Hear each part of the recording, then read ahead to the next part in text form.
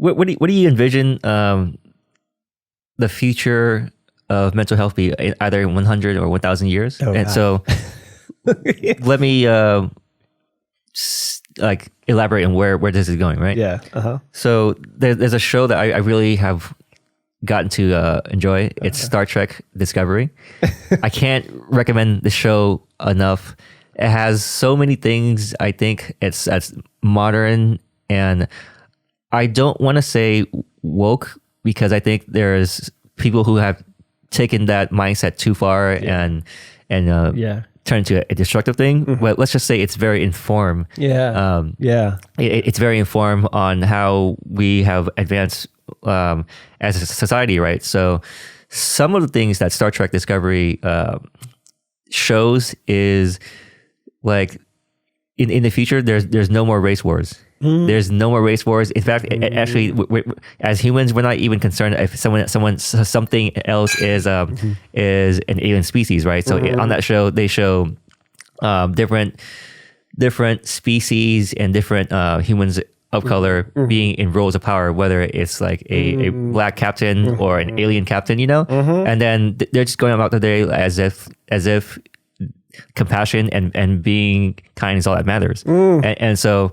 evolution. Yeah, right. It's great. It's great. And how the show differs from other shows is it doesn't revolve around so much of like an impeding alien invasion as much as like our quest just to discover new things. And they have some hints of they communicate some hints that like, okay, here's how we address this issue, right? So for one of which is like, if they're out in deep space and they find a new planet, right? And if that planet has never been contacted, they will not interfere with that planet's development. Meaning they're not going to colonize that planet. They're just going to leave it alone and let it be, right? Yeah, and so there's even like LGBT characters. I mean, maybe it is my own understanding on the outside, so it could be different if you're in that community, right? But it seems to represent that those roles very well. For example, there's two characters on the show, right? Actually, one of them is named Paul Stamets, by the way. His name what? Paul Stamets. Paul Stamets. Stamets. You know who Paul Stamets is? No, who's that? Paul Stamets is the world's leading mycologist. Leading mycologist? Mycologist? Yeah, have you seen the documentary Fantastic Fungi? No. Okay. Well, anyways, they paid an ode to Paul Stamets, right? Okay. But Paul Stamets and the other doctor, they're in relation together, right? And they're both queer. Oh, you know? Yeah. And so it's like they are in relationship and they're part of the crew, and it's never any point of like the show. It just exists. Yeah, it just exists, and love is love, right? You know? Exactly. Yeah. And there's actually even a character that is taking on a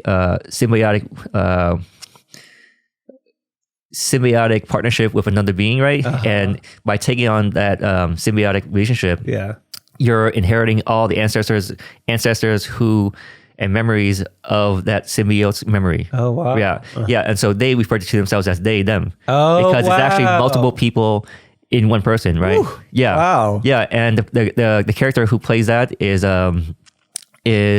half Vietnamese and I think half Caucasian trans actors. Oh wow. Yeah. It's a lot of great representation. Yeah. So I mean, I'm on the outside, so I don't know if that's really accurate. Yeah. But I like how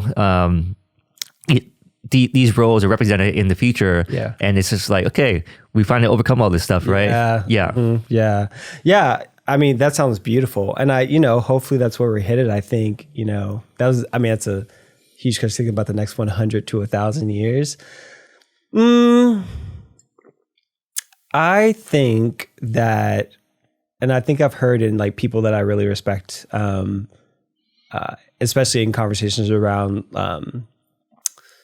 mindfulness and different practice that help us like evolve our brain, that I feel like there's so much great information out there on ways that we can we are responsible for our own evolution in a lot of ways, right? Like we can practice our way towards being more kind and compassionate, human beings.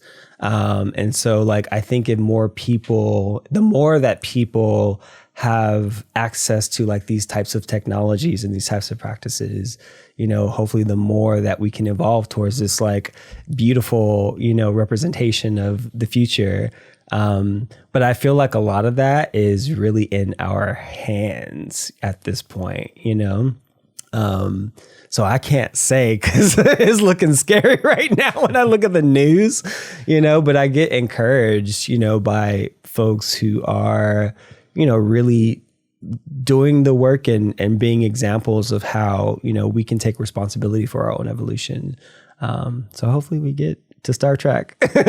Yeah. You really got to check out the show. I can't recommend it enough. And also, there's things that are implied on that show that shows that, okay, we've overcome that. For example, no one ever talks about health insurance. Like whoever's hurt just gets healed. Just gets healed. Yeah, it just gets healed. And that doctor is also very informed on mental health itself. Yeah. So there was a scene where, okay, spoiler alert, if anyone hasn't seen the show, there's a scene where the whole crew travels 900 years into the future, right? Okay.